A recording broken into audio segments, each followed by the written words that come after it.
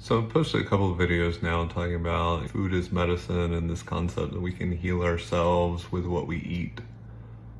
I want to first share the number one mindset shift that you need to make around that in order to be successful, and that's transferring food being equal to energy.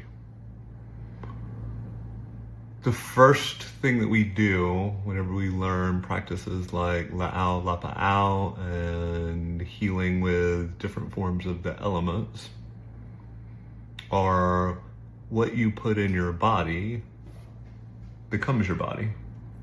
You know, we are what we eat. And yet we don't think about that deep enough. So, whenever we're looking at this and we want to start looking at food as energy, we need to look at the food that we're consuming in the context of like an element. So the example that I gave in class recently was, guess what watermelon is? I was being a little funny because it's in the name. But like watermelon is one of the most perfect examples of a food that represents the water element. It's very juicy. The amount of water content in it is pretty insane actually. Whenever we look at foods that have the earth element in it, we want to look at like either foods that grow in the ground or have the effect of grounding our energy whenever we consume them. Fire is going to be like our spices. Air would be the foods that make us feel light whenever we eat them. Things with wings tend to be pretty light.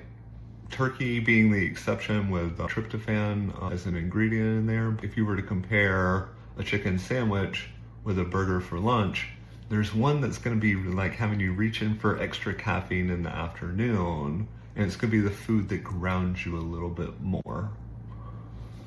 And so once we figured out what food corresponds with what element, we then need to look at what element corresponds with the body and what we want to achieve.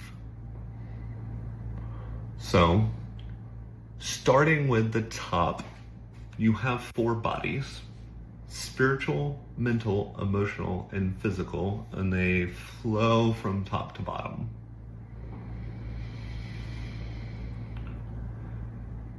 At the spiritual level, that's going to be the fire element. On the mental plane, that's going to be the air element. The emotional plane is represented by the water element. And the physical body is represented by the earth element. So then whenever we want to have different effects on these bodies, we would eat foods that are aligned with the particular body. So like, one of the things that I am very mindful of is what energy I want to bring into the sessions that I do with people. And so as a therapist, as a coach, as a teacher, the things that I need to be bringing into the room are going to be very strong in the mental and emotional bodies. I'm going to need to be really sharp, and the nature of the work that I do has an emotional component to it. So, like, I love breakfast foods for like consumption, and things like pork are very grounding. Grains are also like in that category. And so like by the time I eat, pancakes and bacon and, all the things that I really enjoy for breakfast, we've run into A, they don't sustain my energy very long, and B, they make me feel very sluggish. Those are very grounding foods to be eating first thing in the morning. So it may seem a little bit weird, but I actually start my day with chicken, which is the air element. And what I was doing at one point was I was doing lots of like fruit smoothies.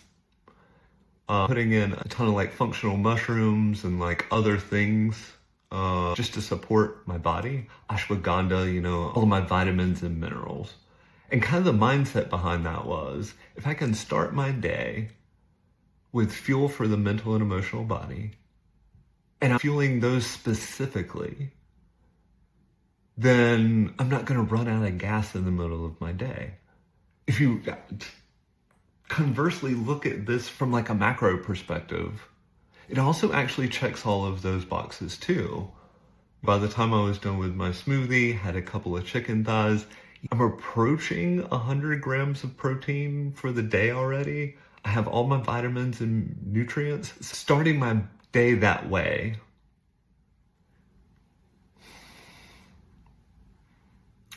it's one of those, like, if I ran late for lunch or skipped it, like, I wouldn't actually suffer. Now, there was a time where I didn't eat like this. And man, by the time I got to lunch, I was starving. The idea of even missing that at that period of time seems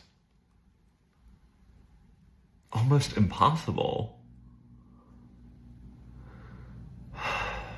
What I was fueling myself with was flavors, additives, lots of fast food that had a quick calorie pop, but not enough nutrients. So, you know, like the carbs would only hold you for so long. Whenever your body's actually nourished, then it doesn't crave things in the same way. You know, like I went from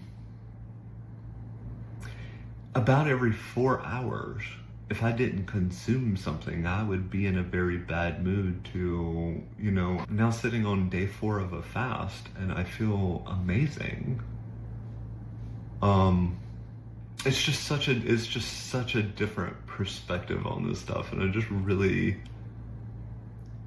I hope in sharing this has been really valuable. If you want to learn more about this stuff, I do teach. Follow along, drop me a comment. Let's learn together.